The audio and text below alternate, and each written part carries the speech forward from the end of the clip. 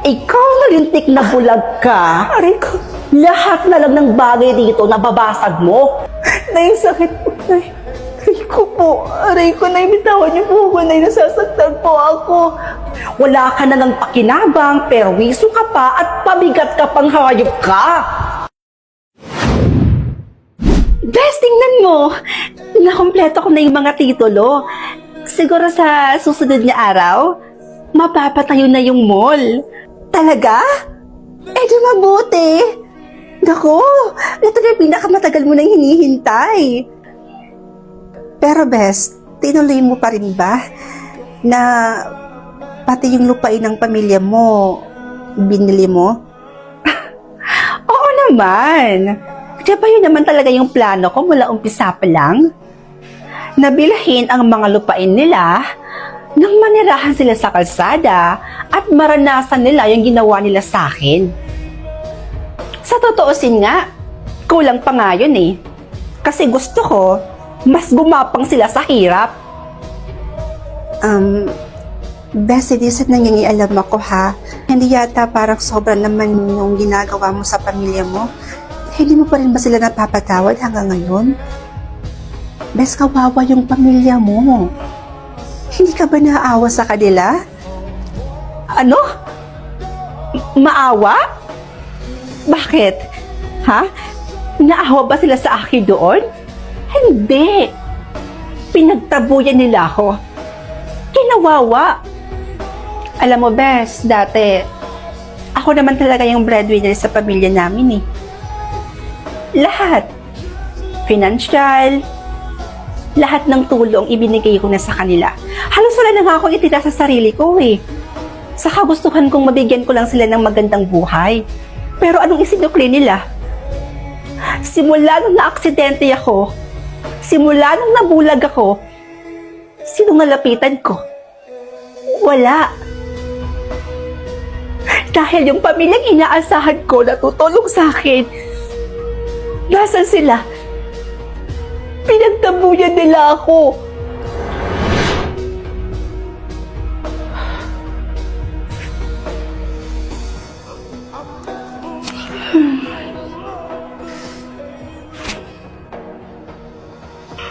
Kanina pa kita hinihintay.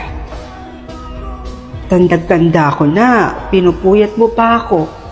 Nay, sorry po ah. Nag-OT po kasi kami ngayon sa mall. Nag-overtime kami dahil holiday po ngayon at marami pong tao.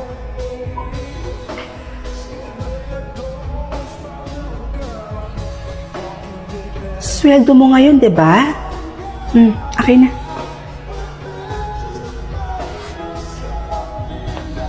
Nay, nag-withdraw na ako ng perang sakto lang po para sa atin. Ito po yung para sa kuryente, tubig, at para sa pagkain po. Ito po, Nay. Kuryente, tubig. O anak, pambayad lang to ng kuryente at tubig. Asa naman yung allowance ko? Alam nga namang anak, ito lang yung ibibigay mo. Nay, pwede po bang sa susunod na lang po? Sakto lang po kasi yung perang ni-withdraw ko, tsaka kailangan ko rin po ng perang panggastos. Eh, ang dami-dami pa nga niyan. Akin na nga yan.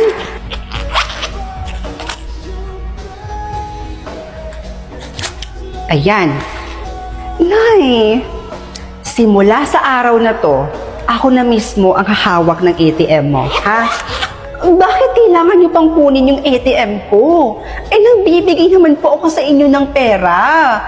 Nay, hindi naman po ako nagkukulang sa inyo eh. Hoy, tandaan mo, nanay mo pa rin ako. Utang mo sa akin lahat ng meron ka ngayon. Kaya pagdating sa pera mo, ako pa rin dapat ang masusunod. Naiintindihan mo.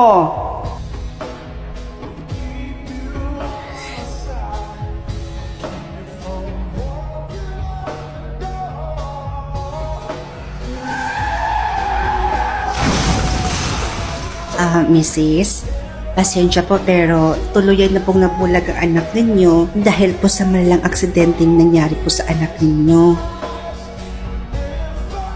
Nay? Nay, anong ulam natin?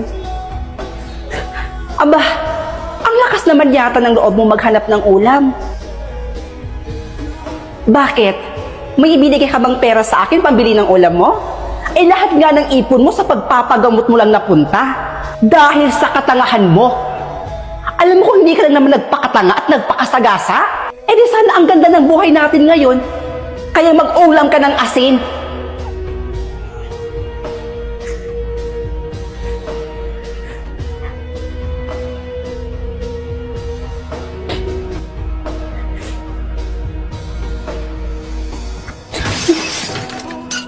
Ano na naman ba to? Nakabasag ka na naman? Nay, sorry po. Sorry po, hindi ko po sinasadya. Araw-araw na lang, Jasmine. Halika nga rito. Ikaw na lintik na bulag ka. Aray ko. Lahat na lang ng bagay dito nababasag mo. Nay, sakit po, Nay. Aray ko po. Aray ko, Nay. Bitawan niyo po ako, Nay. Nasasaktan po ako. Wala ka na ng pakinabang, perwiso ka pa at pabigat ka pang hayop ka. Buisit! Kahit kailan talaga, perwiso talagang dala ng bata niyan dito. Ay, nako. Kayo naman kasi, Nay. Nagpapaka-stress pa dyan sa bulag na yan. Alam nyo, kung ako sa inyo, iwanan nyo siya dun sa kalsada. Doon sa malayo, sa malayong lugar, kung saan pwede siyang mamalimos.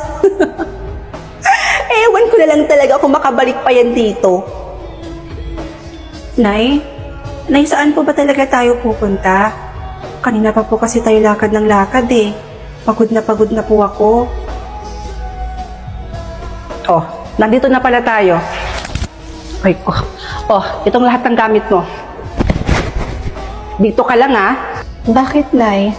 Saan po kayo pupunta? Sundin mo na lang yung sinabi ko. Dito ka lang at wag na wag kang aalis dito. Naiintindihan mo? Babalikan kita kaagad. O sige, Nay. Antayin ko po kayo dito. Bumalik po kayo kaagad, Nay, ha? Sige na.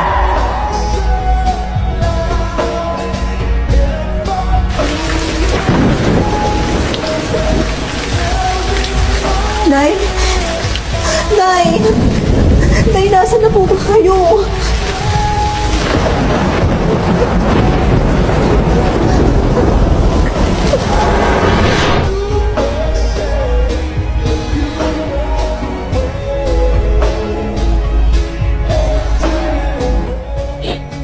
Buti na langit nakita ako ng mama mo.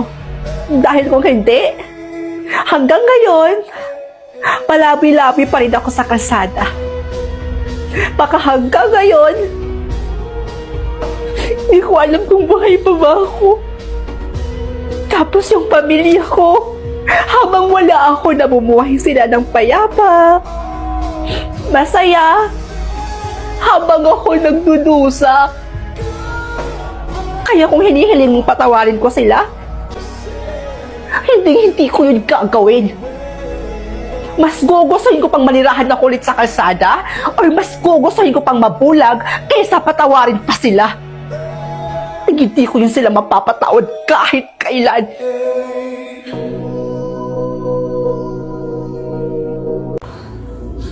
Hindi ako papayag. Gagantihan ko kayo. Hintayin nyo lang. Hintayin nyo ang karma nyo. Girl, I'm here. Pisting yawa! Akala ko nakasuot ka na ng gown. Kasal mo ngayon, girl. Bakit hindi ka pa nakapagbihis? Ikaw dapat ang magbihis ngayon. Dahil ngayong araw na to, may susugurin at kakalbuhin tayong babae. Alam mo, hindi kita maintindihang babae, Kay. Ikaw, bigkaon bahog bilat. Akala ko ba pinaghandaan mo itong kasal mo, tapos ngayon hindi ka sisipot? Hindi talaga. Hindi ako sisipot dahil yung lalaki mapapangasawa ko, niloloko lang ako. Tapos anong gagawin ko? Tutuloy ako? Magpapakasal ako dun sa manlolokong yon? Ang tagal nagkasakit ni James sa hospital. Walang time yun magloko. Yun na nga eh. Ito, tingnan mo to. Tingnan mo yan. 5 beses na yan siyang nakitang may ibang kasamang babae. Totoo nga. Kaya halika na. Samahan mo ako dahil susugurin natin yung babaeng yon. Ang panunugod ay para lang sa mga babaeng walang class. Meron ako naiisip na paraan Kung totoo ngang niloloko ka ng James na yon. Salamat, Carla, ha? Kahit pa paano, naging satisfied ako dun sa ginawa natin. Hinakot ko talaga lahat ng kilala kong influencer para ma-share yung post natin. And as of now, meron ng 24,000 likes at 14,000 shares na yung post natin. Sirang-sira na siya sa social media.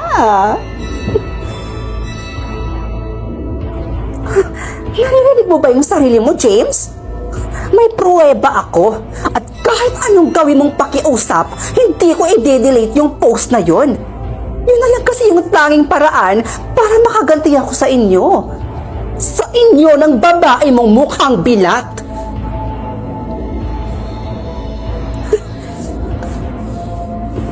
Hana, Ano? may bago akong update dun sa babae. Talaga? Good! Ano yon? Hana, nakagawa tayo ng malaking pagkakamali at pinaghahanap na tayo ng mga pulis. Pulis? Bakit naman tayo pinakahanap ng mga pulis?